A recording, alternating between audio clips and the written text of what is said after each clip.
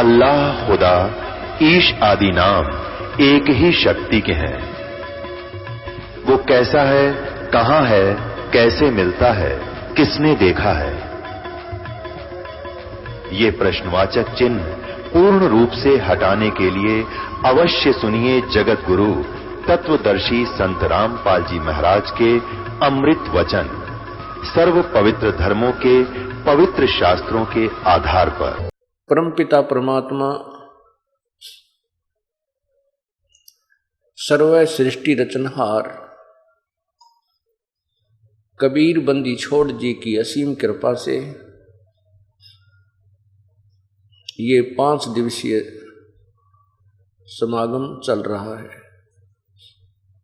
ऐसे शुभ काम उस पूर्ण प्रभु की अपनी रजा से ही हुआ करते हैं और ऐसे शुभ समागम में बहुत ही पुण्यात्मा,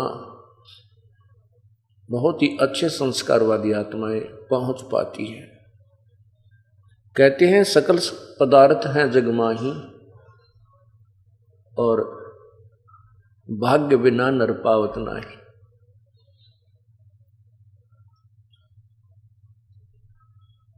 सत्संग में आने से प्राणी को ज्ञान होता है कि जो क्रियाएं तू करता आ रहा है ये कितनी आवश्यक है और कितनी अनावश्यक है।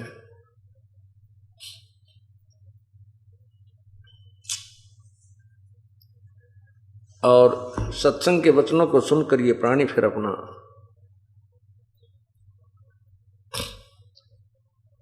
जीवन बदल लेता है, अपनी प्रक्रियाओं में परिवर्तन कर लेता है। और इतना ही काम है। जो बुराइयां हम कर रहे थे उनको त्याग देना है और जो प्रभु के दिए हुए नियम हैं, परमात्मा का जो संविधान है उसको स्वीकार कर लेना है। हम संविधान तोड़कर अपराधी बन जाते हैं, संविधान नहीं तोड़ेंगे तो हम अपराधी नहीं बनते। संविधान कैसे कैसे टूटता है। बुराई करने से परमात्मा का संविधान टूटता है, शराब पीने से, तंबाकू प्रयोग करने से, मांस खाने से और अन्य नशीली वस्तुओं का प्रयोग करने से, चोरी, डाके, ठगी, जारी, बुरी नीयत और अन्य झूठ, कपट, हिंसा आदि से परमात्मा का विधान भंग होता है, जिस कारण से ये प्राणी अपराधी बनता है। फिर आध्यात्मिक मार्ग के अंदर संतों का एक विधान प्रभु का ही दिया हुआ अन्य है, जिसमें है कि शास्त्र अनुकूल साधनाएं करना, शास्त्र विधि को त्याग कर मनमानी पूजा करना भी अपराध है। शास्त्रों में जो लिखा है कि पूर्ण परमात्मा ही भक्ति योग्य है, उसी की साधना से जीव का कल्याण संभव है, उसको त्याग कर अन्य जो पूजाएं करते हैं वो मूर्ख लोग हैं। पवित्र गीता जी मैं आपको आज दिखाऊंगा, पढ़ के सुनाऊंगा। उस पवित्र सदग्रंथ में क्या अनमोल खजाना भरा है भक्ति का, और हम उसको समझ नहीं सके क्योंकि हमें जो गुरुदेव मिले थे, जो गीता जी के अनुवाद करता थे, वो तत्व ज्ञानहीन थे।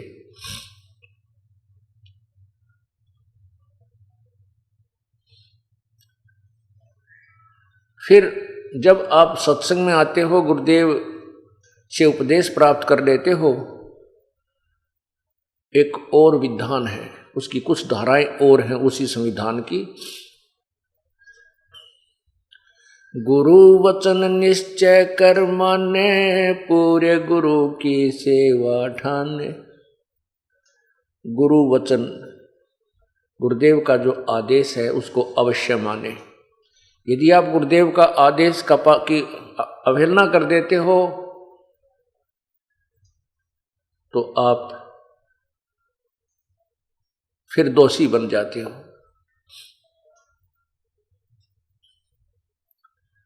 गुरुजी क्या आज्ञा देंगे आपको? गुरुजी आज्ञा देंगे शराब नहीं पीना, तम्बाकू नहीं पीना, चोरी नहीं करना बेटा, बेटी, शुभ कर्म करना, मन कर्म वचन से भी किसी का बुरा नहीं सोचना, राग द्वेष को समाप्त करना। धीरे धीरे कम हो जाएगा, एकदम तो नहीं होता। सत्संग के जो वचन हैं, भक्ति है, ये ट्रीटमेंट है इन सभी विकारों को धीरे धीरे नॉर्मल करने का। कई भक्तजन कहते हैं कि हम तो नाम जप लेंगे, काम क्रोध मोह लोभ अहंकार पर काबू पा लेंगे। वैसे क्या नाम लेना? नहीं, ये उनकी भूल है। यदि काम क्रोध मोह लोभ अहंकार पर नाम लेने से पहले काबू आ गया तो भक्ति करने की आवश्यकता है को नहीं। फिर तो वो परमात्मा तुल्य यानी देव स्वरूप आपका हो गया। हाँ, नाम लेने से पहले जो विकार त्यागने हैं वो है सुल्फा, शराब, मांस, तम्बाकू, सिगरेट, बीड़ी आदि के माध्यम से जो भी हम प्रयोग करते हैं, इनको त्याग दोगे, ये भी बहुत ही आपकी बहादुरी है। ये भी आपसे नहीं छूटेंगे, नहीं त्यागे जा सकते हैं। आशीर्वाद संत का चाहिएगा।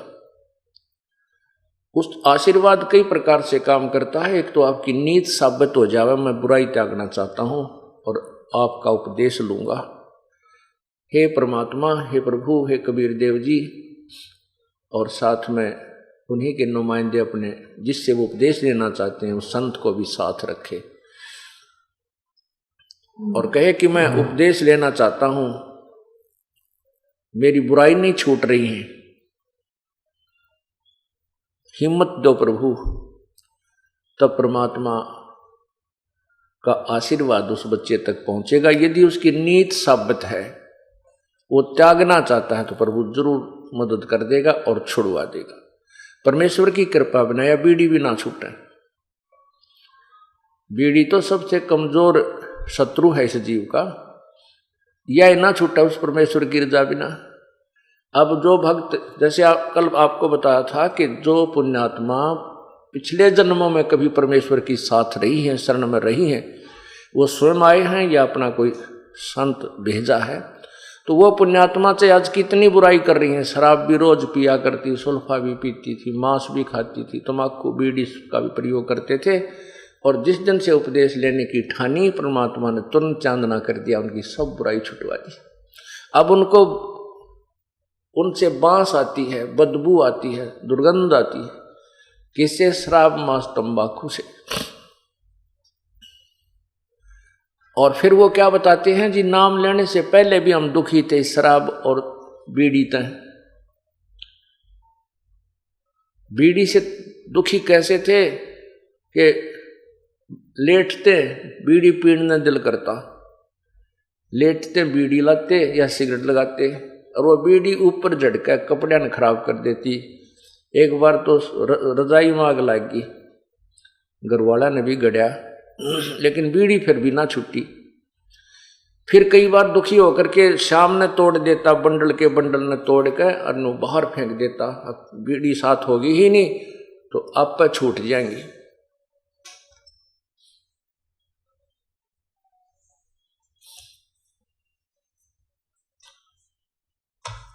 तो वो कहता है कि ऐसे करके हम सामने तक सो जाता, 1-2 घंटे के बाद फिर आंख खुल जाती, नींद से जाग जाता और बीड़ी की ललक उठती। वह झूठे टोटके पड़े पाती है ना, कितने छोटे छोटे से ऊन ठाठा के पिया करता, बीड़ी छूटी नहीं। अब कृपा हुई है परमात्मा की, अब बदबू आती है।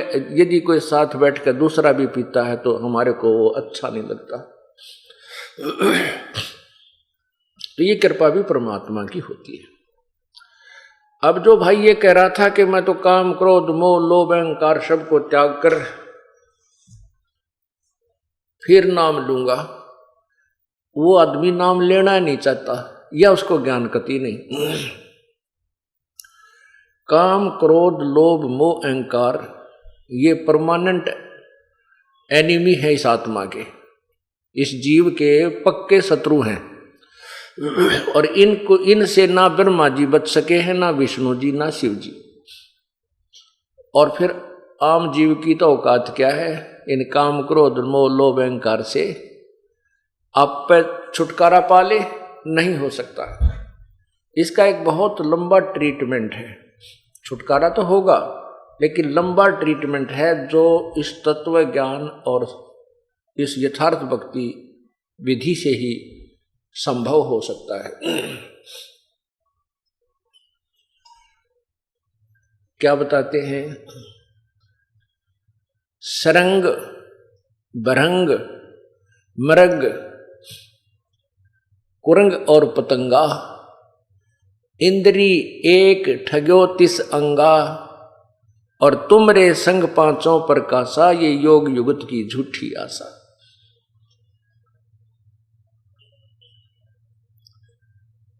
क्या बताते हैं कि शब्द स्पर्श रूप रसगंध, ये 5 विकार जीव का लगा रखे हैं इस काल भगवान ने। क्यों लगा रखे हैं? कि ये परमात्मा की भक्ति ना कर ले, वह कभी कोई संत आवे और यथार्थ भक्ति का वो संदेश देवे तो वो उस भक्ति को कर ना सके, और दूसरी जो भक्ति हमारी है उसको ये करते रहें और उसमें ये काम क्रोध में भी लिप्त रहें, तो इनकी यहीं पर जन्म मरण की प्रक्रिया बनी रहेगी। ये सूझबूझ से काल भगवान ने अपने ये विकार लगा रखे हैं।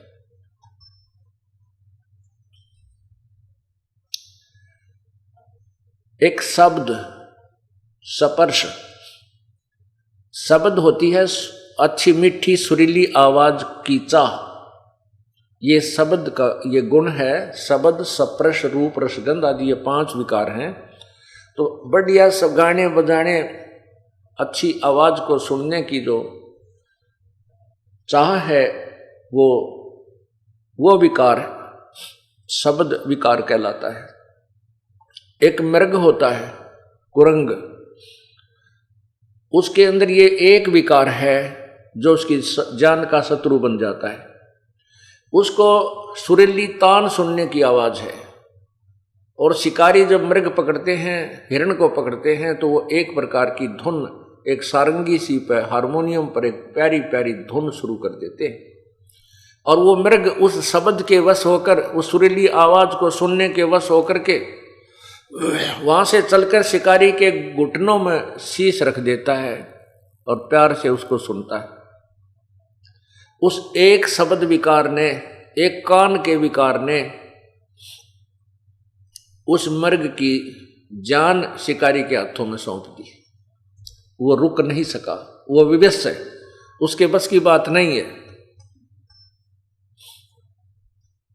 और वो मृग को पकड़ ले गया, उसको मार लिया, उसके चाम का अलग से प्रयोग किया, मांस न्यारा बेच दिया, हड्डी की तो और प्रयोग कर ली। स्पर्श, स्पर्श कहते हैं इस काम को, काम कहते हैं विषय वासना, जो अंग्रेजी में सेक्स कहते हैं। हाथी में सबसे ज्यादा काम वासना होती है, और हाथी पकड़ने वाले एक हथनी को ट्रेंड कर लेते हैं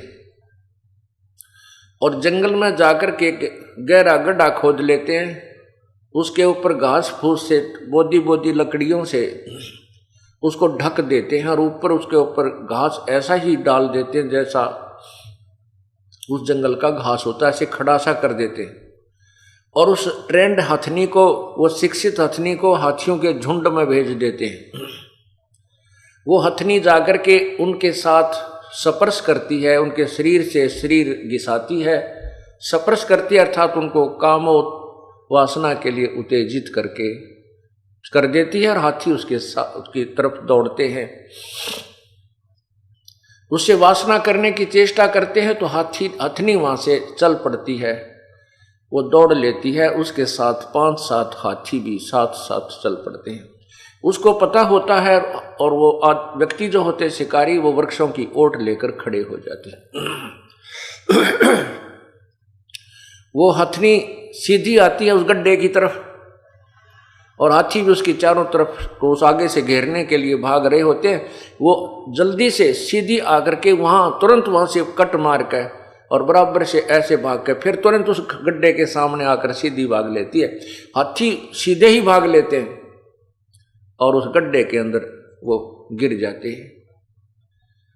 जब गड्ढे में वो गिर जाते हैं, उस पड़े पड़े चिंगाड़ते हैं, शिकारी फिर उनको हंटर लगा लगा कर काबू कर लेते हैं और फिर गांव गांव में, नगर नगर में, सर्कस में ले जाकर उनकी रेल बनाते हैं,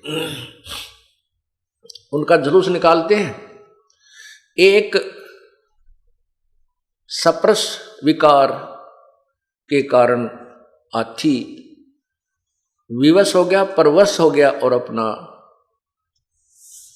जीवन व्यर्थ कर लिया। हाथियों को मारकर भी उसकी खाल, हाथी का दांत, पता नहीं क्या प्रयोग करते हैं। फिर रूप, एक जैसे शाम को लाइट जले थी, इस पर कितने ये कीट पतंग उड़ उड़ कर टक्कर मार रहे थे। ये रूप विकार है इनके अंदर। पतंग दीपक के ऊपर जाकर के उस रोशनी के वश होता है, उसका रूप के ऊपर उसकी कसक है और रूप के ऊपर आसक्त हो जाता है और दीपक के ऊपर जाकर गिर जाता है, गिरते ही जल के मर जाता है।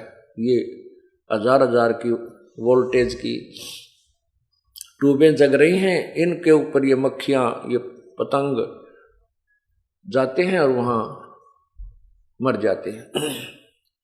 एक विकार ने, रूप के ऊपर आकर्षित होने वाले विकार ने उस पतंग की जान ले ली। शब्द सप्रश रूप, अब रस। रस माने जीव का स्वाद। जीव के स्वाद के वश मछली होती है।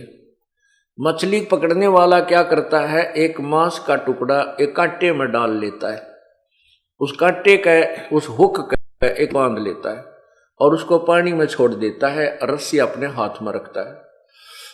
वो मछली उसको खाने के लिए एकदम दौड़ती है, वो हुक उसके गले में अटक जाता है और वो ऐसे झटका देता है शिकारी, मछियारा, वो मछली बाहर आके गिरती है।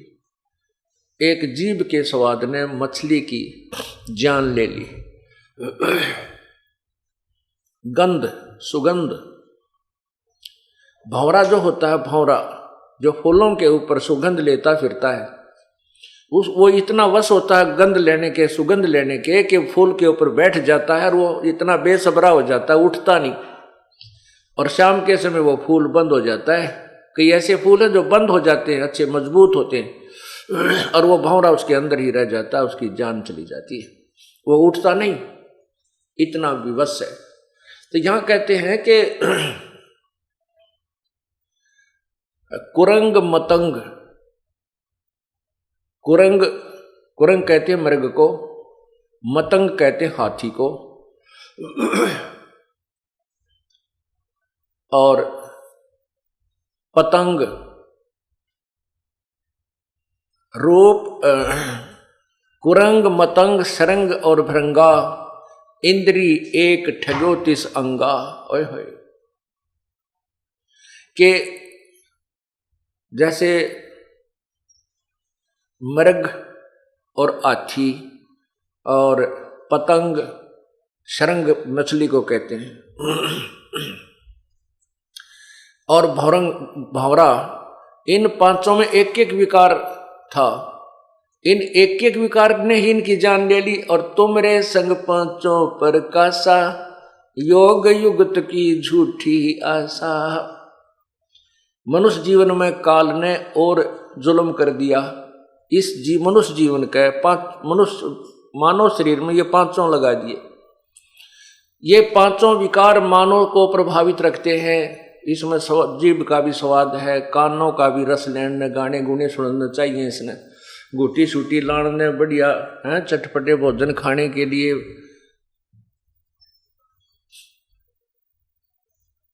और विषय वासना भी कोई अंत ही नहीं इसके, इस शरीर में। परमात्मा कहते हैं हमें समझाने के लिए,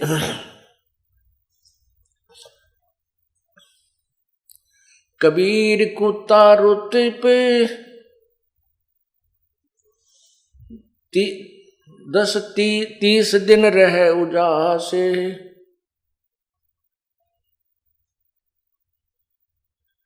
कामी नरकुता सही 6 ऋतु 12 मास। परमात्मा कितनी प्यारी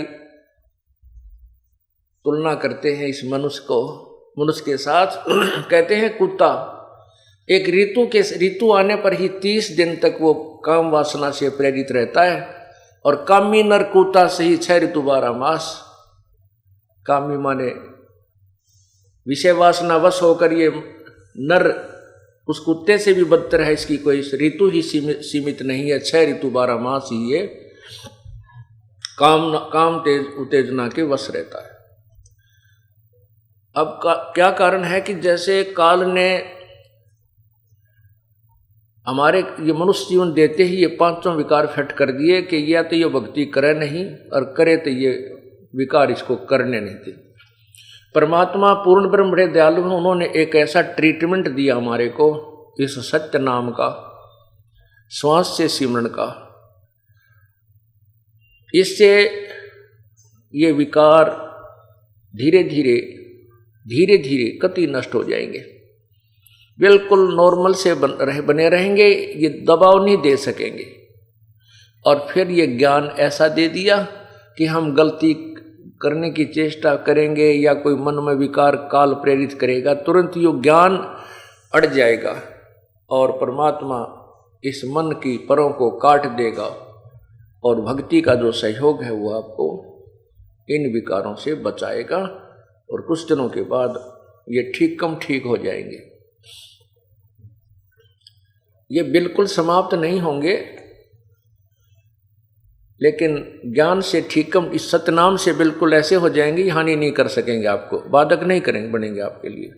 परमात्मा कोई गलती नहीं होने देगा आपसे, कोई ऐसी परिस्थिति पैदा कर देगा जो ये मन तो ये काल है, ये तो 21 ब्रह्मांड का भगवान है, ये ब्रह्मा विष्णु महेश के साथ भी इसने खूब ऐसी घटनाएं घटा दी जो आज तक शोभनीय नहीं लगती हैं, लेकिन संत के साथ इसकी नहीं बसाओगी। कैसे? जैसे भगवान शिव ने जब ये देखा कि पार्वती जी ने श्री रामचंद्र जी का रूप बनाकर ना सीता जी का रूप बना करके और श्री राम की परीक्षा ली थी, और श्री राम ने उनको पहचान लिया था कि आप तो दक्ष पुत्री देवी हो, आप सीता नहीं हो। और भगवान शंकर ने मना किया था कि आप सीता रूप मत बनाना, श्री रामचंद्र की परीक्षा मत लेना, क्योंकि श्री रामचंद्र जी सीता के वियोग में रो रहे थे, दहाड़े मार रहे थे, पशु पक्षी पेड़ों से भी पूछ रहे थे, जिसमें सीता जी का अपहरण रावण ने कर लिया था, श्री राम को पता नहीं था। उसमें भगवान शिव ने कहा था, पार्वती ने पूछा था ये आदमी क्यों रो रहा है?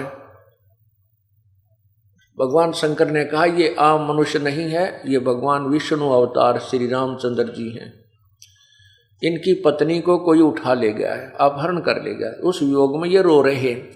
तो पार्वती जी ने कहा था कि भगवान रोते थोड़े ही हैं, मैं नहीं मानती ये विष्णु जी हो सकता है, मैं इसकी परीक्षा लूंगी और सीता रूप बनाकर जाऊंगी। शिव भगवान ने कहा था कि तू सीता रूप मत बनाना पार्वती, तब तो उसने कह दिया नहीं बनाऊंगी। भगवान शिव के इधर उधर होते ही तुरंत सीता रूप बनाया और श्री राम की परीक्षा लेने से पार्वती जी पहुंच गई। जाते ही रामचंद्र जी ने कह दिया, हे दक्ष पुत्री माया, भगवान शिव को कहाँ छोड़ाई, अकेली कैसे आ गई। इस बात से वो बहुत शर्मिंदा हुई और कहा, आप तो सचमुच विष्णु भगवान हैं, ये मेरी ही गलती थी। शिव भगवान ठीक है आपको प्रणाम कर रहे थे। जब वो वापस आई तो अंदर से मन काल ने प्रेरित कर दिया भगवान शिव को कि ये अवश्य गड़बड़ करके आई होगी। उसने कहा कि तू सीता बन के परीक्षा लेकर आई है। वो नाटी भी इतना मन ने को नहीं परीक्षा ली, नहीं तू झूठ बोलती है, मेरी आत्मा नहीं मान रही है, तू गई है। फिर उसने भी स्वीकृति दे दी, हाँ जी मैं गई थी। इस बात से भगवान शिव ने एक तो ये कहा कि तू अब मेरे बड़े भाई की पत्नी का रूप बना लिया, अर्थात मेरे लिए माता के तुल्य होगी, स्वीकार्य नहीं है, मैं तुझे तेरे से पत्नी व्यवहार नहीं करूंगा। और दूसरे मन में यह आके मैं पार्वती से प्रिय इस जग में किसी को नहीं मानता था और इसने भी मेरे को डिसीव कर दिया, धोखा दे दिया। इसलिए मुझे स्त्री की चाक इसलिए हुई कि मेरे अंदर वासना है, काम वासना, मैं इसी को नष्ट कर दूंगा, मुझे चाह ही ना पड़ेगी जो मुझे धोखा दे सके और भक्ति में बाधक बन सके। इस विचार से भगवान शिव ने 88,000 वर्ष तक इस एक विकार को नष्ट करने के लिए तप किया, सप्रश विकार को।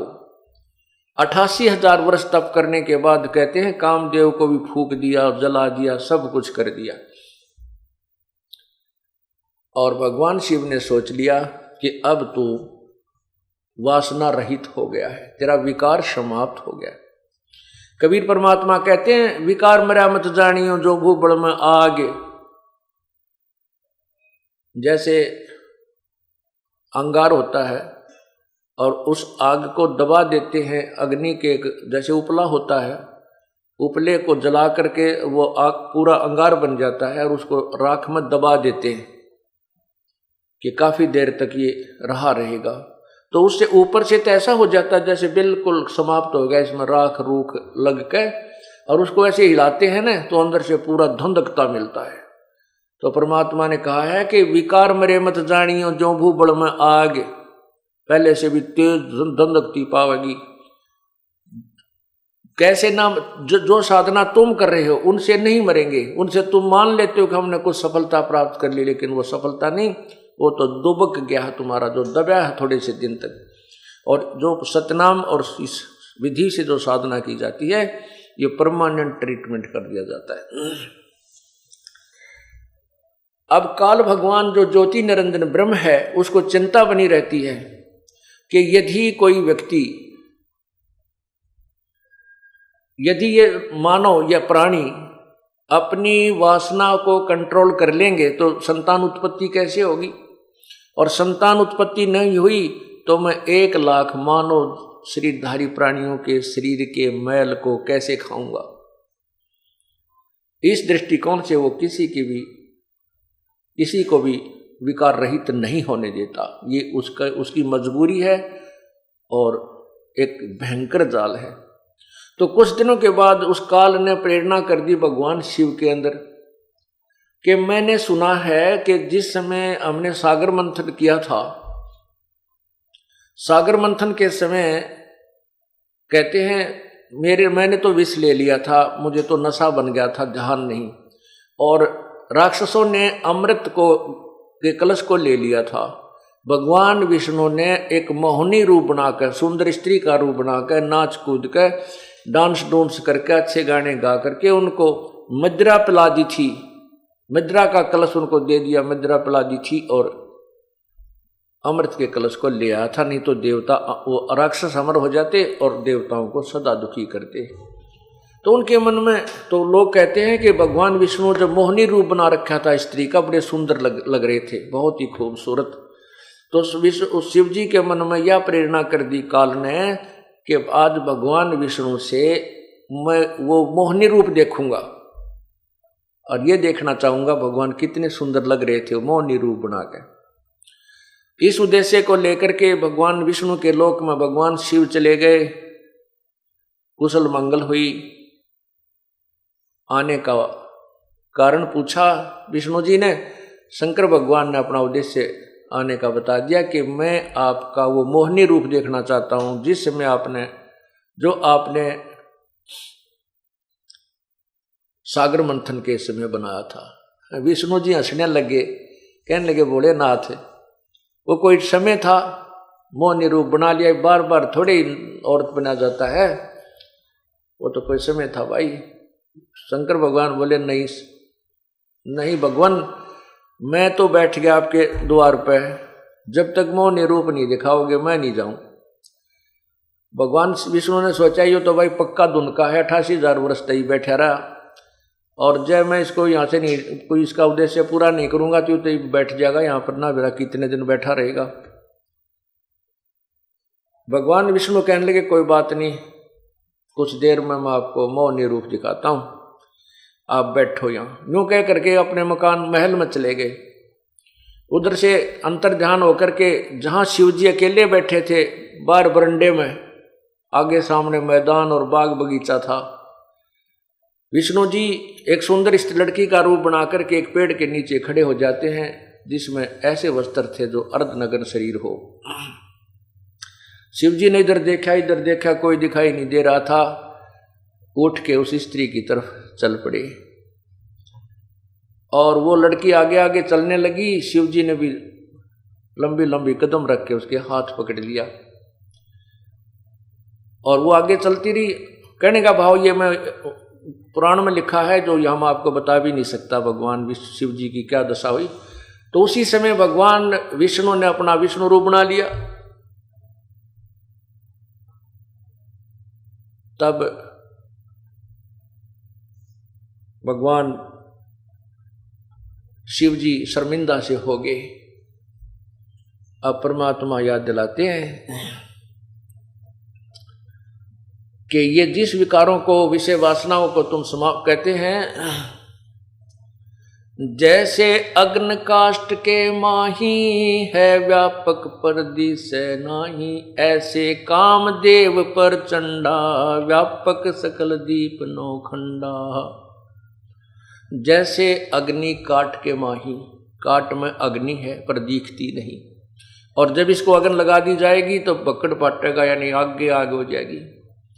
ऐसे ही ये विषय वासना प्रत्येक प्राणी के अंदर विद्यमान है व्यापक पर दिसै नाही, ऐसे काम देव प्रचंडा व्यापक सकल दीप नौखंडा।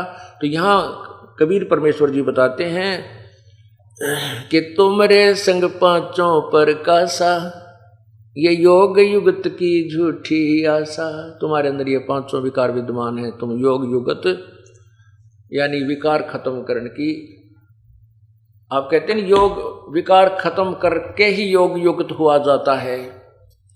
विकार तुम्हारे समाप्त हो ही नहीं सकते, योग युक्त तुम हो नहीं सकते, इसलिए योग युक्त नहीं हो सकते।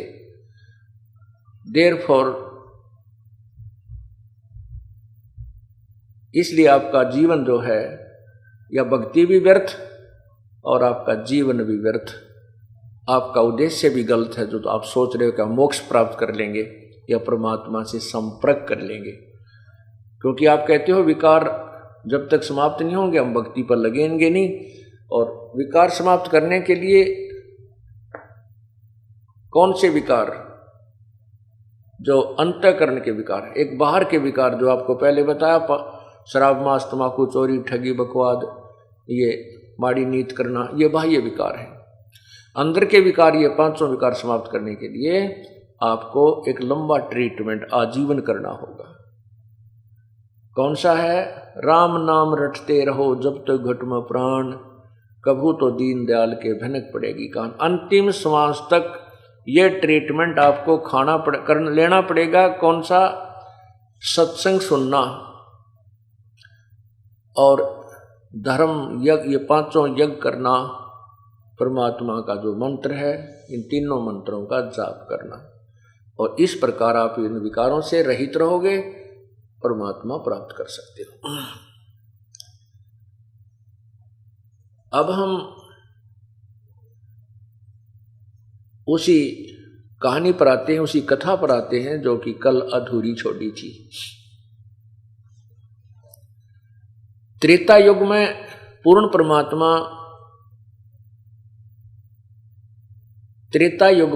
परमात्मा मुनिंदर नाम से आए थे, और द्वापर युग में पूर्ण परमात्मा करुणामय नाम से आए थे, सतयुग में सत्सुकृत नाम से आए थे।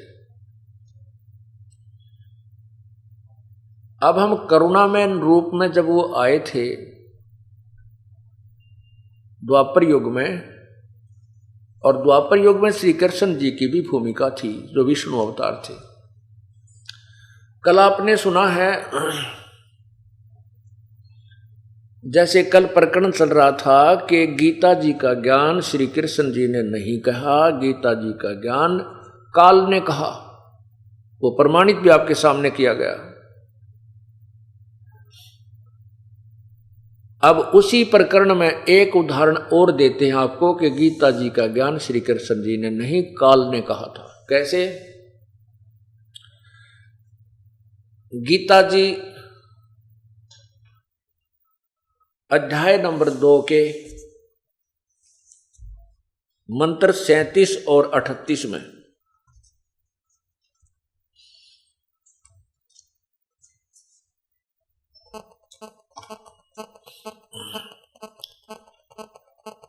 लिखा है कि गीता ज्ञान दाता अर्जुन को कह रहा है कि अर्जुन, या तो तू युद्ध में मारा जाकर स्वर्ग को प्राप्त होगा अथवा संग्राम में जीतकर पृथ्वी का राज्य भोगेगा। इस कारण हे अर्जुन, युद्ध के लिए निश्चय करके खड़ा हो जा, यानी युद्ध कर ले। 38 श्लोक में अध्याय नंबर 2, गीता जी के अध्याय नंबर 2 श्लोक 38 में फिर कहा है कि जय पराजय, लाभ हानि, सुख दुख समान समझकर इसके बाद युद्ध के लिए तैयार हो जा। इस प्रकार युद्ध करके तू पाप को नहीं प्राप्त होगा, अर्थात तुझे पाप नहीं लगेंगे। अब ये जो ज्ञान है गीता जी का, ये ज्योति निरंजन काल ने कहा है, और इसमें जो वेद ज्ञान प्लस में अपनी जो युद्ध कराने के उद्देश्य से जो ऊट पटांग ज्ञान, इसमें दोनों भर दिए। कैसे? जैसे गीता अध्याय नंबर 2 के श्लोक 38 में तो कह रहे हैं कि जय पराजय का लालच ना करके, लाभ हानि ने त्याग के और युद्ध के लिए तैयार हो जा, तू पाप नहीं लगेगा। और 37 में उससे पहले वाले श्लोक में कह रहा है यू काल भगवान कि अर्जुन, यदि तो युद्ध में जीत गया तो सारी पृथ्वी का राज भोगेगा, हार गया और जो मर गया तो स्वर्ग जाएगा। लालच और लोभ दोनों दे भी रहा है, बता भी रहा है कि लोभ तेरे को ये है, लाभ ये है, तेरे को लाभ है और कि तू जीत गया तो पृथ्वी का राज भोगेगा, मर गया तो स्वर्ग में जाएगा। क्योंकि युद्ध में यदि सैनिक सीने में गोली खाकर मरता है, पीछा नहीं हटता है, उसको कुछ समय के लिए स्वर्ग का समय मिलता है। इस दृष्टिकोण से गीता ज्ञान दाता अध्याय 2 श्लोक 37 में तो लाभ बता रहा है, और 38 में नो कह जय और पराजय न छोड़ के लाभ हानि को भूल के तो युद्ध कर ले, पाप नहीं लगेगा। ये दोगला ज्ञान है। वेदों वाला ज्ञान तो सही है गीता जी में, जो ब्रह्म ने ही बोला है, और जो उसने युद्ध कराने के लिए अटकल लाई है वो ज्ञान ठीक नहीं उसका। अब गीता जी अध्याय नंबर 4 के 3 के अंदर कहा कि अर्जुन कह रहा है भगवान, आपकी ये दो तरफा बातें यानी दोगली बात मेरे समझ में नहीं आती।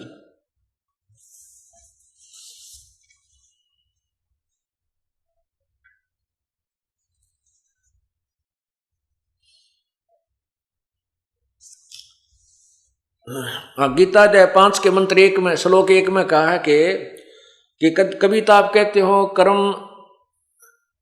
कर्म योगी से, कर्म सन्यासी से कर्म योगी अच्छा है, कभी आप ज्ञान को उत्तम बता रहे हो, तो आप ये दो तरफी आपकी बातें यानी दोगली बातें मत करो, एक निश्चय करके बात बता, निश्चय करके ज्ञान कहिए।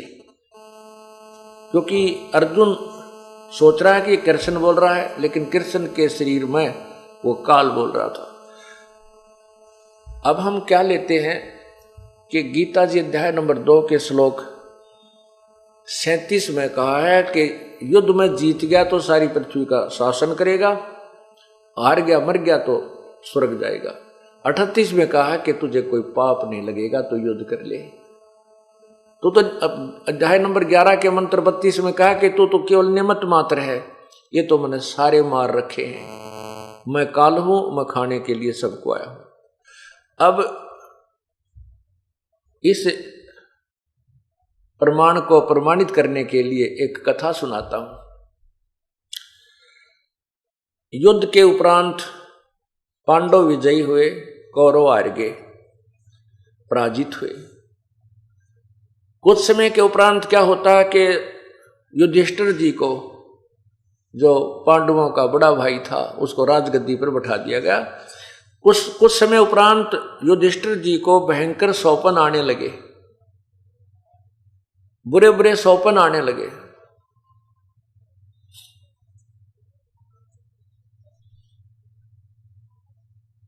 कैसे सौपन आते हैं कि कुछ ऐसे व्यक्ति दिखाई देते हैं जिनके शीश नहीं।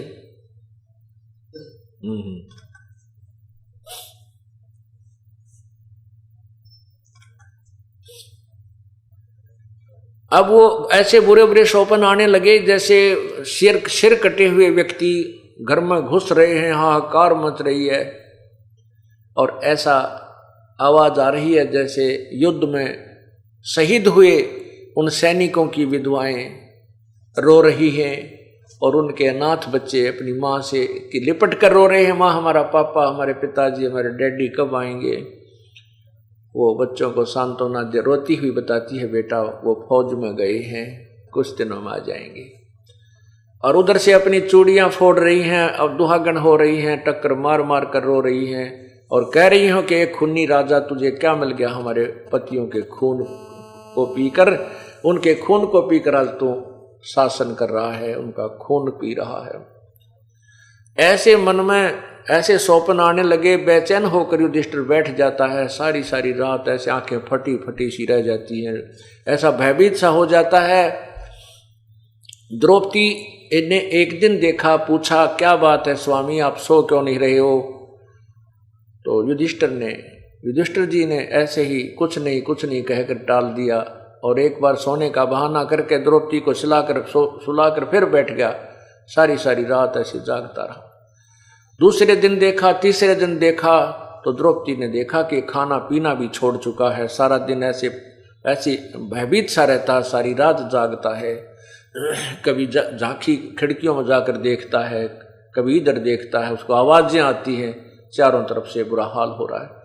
तब द्रौपदी ने उन चारों पांडवों से कहा कि आपका भाई बहुत परेशान है, इसे पूछिएगा क्या समस्या है। 3-4 दिन से ना आहार ठीक कर रहा है, ना ये नींद ले पा रहा है। चारों पांडवों ने भाई से कहा, प्रार्थना की, भैया क्या हम आपके भाई नहीं हैं, आपके ऊपर कोई आपत्ति आई है, कोई राजकाज में दिक्कत है तो हम आपके भाई हैं और आपकी मदद करेंगे। आप हमसे क्यों राज छुपाए हुए हो। ये तो हमें मालूम है कि आप हमें दुखी करना नहीं चाहते, लेकिन एक समय ऐसा होता है हमने अपने भैया के साथ दुखी होना चाहिए। तो सारी बातें कहने के बाद युधिष्ठिर ने सच्ची बात बता दी, भाई ऐसे ऐसे हो रहा है, मेरे बस की बात नहीं है और मुझे बहुत डर लग रहा है, रात को कांपता रहता हूं। अब ऐसी जब समस्या आती है तो हम गुरुदेव के पास जाते हैं। श्री कृष्ण जी पांडवों के धार्मिक गुरु थे, यादव के भी धार्मिक गुरु श्री कृष्ण जी ही थे। सभी ने एक ही राय बनाई कि श्री कृष्ण जी के पास द्वारका चलते हैं, इस समस्या का समाधान और कारण पूछते हैं। श्री कृष्ण जी के पास पांचों पांडव पहुंच गए, सभी व्यथा अपनी बताई, उसका कारण जानना चाहा, साथ में समाधान भी पूछा। श्री कृष्ण जी ने कहा कि तुमने जो महाभारत के युद्ध में जो हिंसा की है, बंधुघात किया है, क्योंकि वो सारे रिश्तेदार इकट्ठे हो रहे थे, किसी की सेना थी, किसी का चाचा था, कोई मामा था, कोई साला था। कहते तुमने जो युद्ध में सैनिक मारे हैं, जो बंधुघात किया है, वो पाप दुखदाई हो रहा है। अब अर्जुन तो कानों सुन रहा था उन बातों को, कुछ तो याद थी उसने ये सुना था कि तुम्हें कोई पाप नहीं लगेगा अर्जुन, तो युद्ध कर ले। गीता ज्ञान देते समय भगवान कह रहा था। और अब भगवान कह रहा है कि तुम्हें वो पाप लग गए जो युद्ध में किए थे, हिंसा की थी। मैं मना कर रहा था, मैंने हाथ जोड़े, मैं गिड़गिड़ाया कि मैं नहीं लड़ूंगा, चाहे तीनों लोगों का राज भी मुझे दे दे तो भी मैं नहीं लड़ना चाहता, युद्ध नहीं करना चाहता। और उस समय तो मुझे इतना प्रेरित कर दिया, तो युद्ध कर ले, डरा धमका के, इसी बूंदी शकल दिखा के मैं काल हूं, मैं खाऊंगा, मैं इतना डरा दिया युद्ध करवाने के लिए। और अब कहता है तुझे पाप लग, तुम्हें वही पाप लग गए। अब उस समय अर्जुन ने ये वाद विवाद करना उचित नहीं जाना। क्यों नहीं समझा कि यदि मैं अब भगवान श्री कृष्ण जी से ये पूछूंगा, विवाद करूंगा कि आप पहले गीता ज्ञान देते समय तो कह रहे थे कि तुम्हें कोई पाप नहीं लगेगा तो युद्ध कर ले, और अब आप कह रहे तुम्हें ये पाप लग गए, इसमें के जाल साजी थी तेरी, आपको क्या मिल गया ये जुल्म करवा के।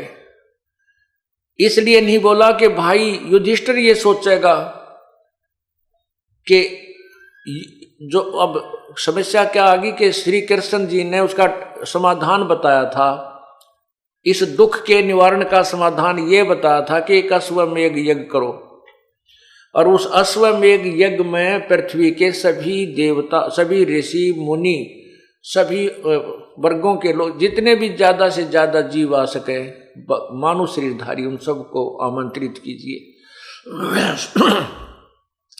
स्वर्गलोक के देवताओं को भी आमंत्रित कर लीजिए, और फिर ये एक धर्म भंडारा कीजिए, और एक शंख रखा जाएगा, पंचजन्य शंख रखा जाएगा। वो शंख सभी के भोजन करने के उपरांत अपने आप आवाज करेगा, तो समझना तुम्हारी यज्ञ सफल होगी। यदि शंख ने आवाज नहीं की, भोजन सबने खा लिया, तो आपकी यज्ञ संपूर्ण नहीं हुई और आपका दुख निवारण नहीं होगा। अब इतने बड़े समागम, इतने बड़े अनुष्ठान में करोड़ों लाखों रुपए लगने थे, उस समय के लाखों रुपए। तो अर्जुन ने सोचा यदि मैं अब डिस्कस करूंगा, मैं वाद विवाद करूंगा श्री कृष्ण जी से, तो भाई युधिष्ठिर ये जानेगा कि इसमें लाखों रुपए लगने हैं, और भाई मेरे ट्रीटमेंट होने में प्रसन्न नहीं है। अब इनको पैसा लगता दिखाई दे रहा, इसलिए वाद विवाद करने लग गए। और अर्जुन को मालूम था कि युधिष्ठिर पक्का है धुन का। यदि इसके मन में ये बात आ गई कि इसलिए वाद विवाद हो रहा है कि कहीं खर्च ना हो जा, तो ये ट्रीटमेंट नहीं कराएगा, ये उपचार नहीं कराएगा और मर ही सकता है। अपने भाई के नेचर से परिचित होने करके, स्वभाव से परिचित होने करके अर्जुन नहीं बोला, और वो अंदर जो उठी थी एक प्रेरणा, उसको दाब लिया, दबा करके कहा प्रभु जो आज्ञा दोगे वही होगा। अब यज्ञ की तैयारी होगी, श्री कृष्ण जी भी आगे। उस यज्ञ में 33 करोड़ देवता, 88,000 ऋषि, 12 करोड़ विप्र ब्राह्मण, 9 नाथ 84 सिद्ध, ये महात्मा गोरखनाथ जैसे, मच्छंद्रनाथ जैसे।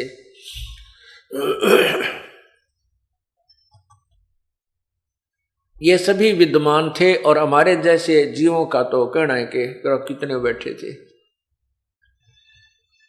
अब सभी ने भोजन कर लिया, शंख नहीं बाजा, शंख ने आवाज नहीं की। तो युधिष्ठिर जी बहुत मायूस हुए, श्री कृष्ण जी के पास आए और कहा प्रभु हमने घोर पाप कर रखा है, हमारा पाप समाप्त नहीं हो सकता, हमारा शंख नहीं बज सकता, ये शंख नहीं बजा इसलिए हमारी यज्ञ संपूर्ण नहीं हुई और हमारा पाप नहीं कटा, हमारा दुख निवारण नहीं हुआ। श्री कृष्ण जी ने कहा भाई ये जितने भी महापुरुष आए हैं इनमें कोई शंख बजाने वाला है ही नहीं। एक शंख बजाने वाला संत सुदर्शन नाम है, वाल्मीकि के घर उसका जन्म है, वो यहां आए तो तुम्हारा काम बने। अब युधिष्ठिर जी ने कहा कि कहाँ है प्रभु वो? श्री कृष्ण जी ने बताया कि काशी की तरफ, काशी के अंदर ऐसे ऐसे वो रहते हैं। अब श्री कृष्ण जी ने पूछा क्या तुमने उनको आमंत्रित नहीं किया? युधिष्ठिर जी ने कहा कि उधर भीम की ड्यूटी लाई थी, उस क्षेत्र में न्योता देने की, निमंत्रण देने की। भीम बुलाया, भीम से श्री कृष्ण जी ने पूछा कि क्या आप उधर गए थे, एक संत है, वाल्मीकि घर में जन्म है, सुदर्शन उनका नाम है, उनको आमंत्रित नहीं किया या क्या कारण है? तब भीम जी ने कहा, जी मैं गया था उनके पास, लेकिन वो तो कुबोल आदमी है, उसमें तो अभिमान बहुत है। श्री कृष्ण जी ने कहा कि क्या वार्ता हुई, सच्ची सच्ची बताना। अब क्या, जब श्री भीम जी भगवान के प्यारी आत्मा सुदर्शन जी को आमंत्रित करने के लिए उनकी झोंपड़ी पर पहुंचे, तो भीम ने कहा कि मैं युधिष्ठिर राजा का भाई हूं, हमने एक अश्वमेध यज्ञ करना है, महात्मा जी आप भी हमारे वहां आइएगा।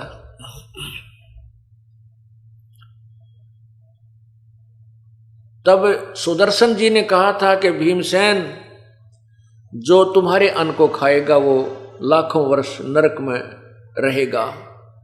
ऐसे लाखों बहन विधवा होगी,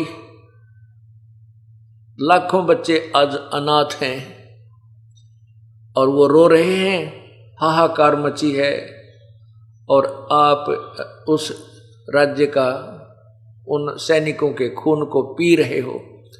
तुम्हारे अन्न को भी जो खावेगा वो भी नरक में जाओगा, तुम्हारा तो कहना ही क्या है। और मुझे ले चलना है तो जो अश्वमेध तुम कर रहे हो, ऐसी ऐसी 100 अश्वमेध यज्ञों का फल मुझे दे दीजिए, फिर मैं तुम्हारे अन्न को ग्रहण करूंगा। अब भीमसेन हो गया नाराज, और भीमसेन को यह अभिमान था कि हमारे साथ श्री कृष्ण जी रहे, इसने युद्ध में भी हमें जिता दिया, ये क्या बात है, ये तो लीला कर रहे हैं।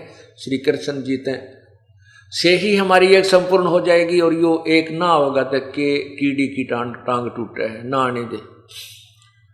ऐसा कहकर कहने लगा, बाबा जी घना मत बोला है, मुझे आदेश नहीं है हमारे बड़े भाई का, नहीं तो तेरी हड्डी पसली ये कर देता, तू घना मत बोला, हमें पापी कहता, तू अपने आप को निरपराध मानता है। आना होता जाइए ना, बेशक मत आइए। अब श्री कृष्ण जी ने जब ये वचन सुने कि पहलवान ने तो बात बिगाड़ दी, तब श्री कृष्ण जी ने कहा, युधिष्ठिर भीम, आप संतों के साथ ऐसे व्यवहार करने से भी पाप के भागी बन गए, और वो पूर्ण संत हैं, पूर्ण परमात्मा की पूर्ण भक्ति युक्त हैं।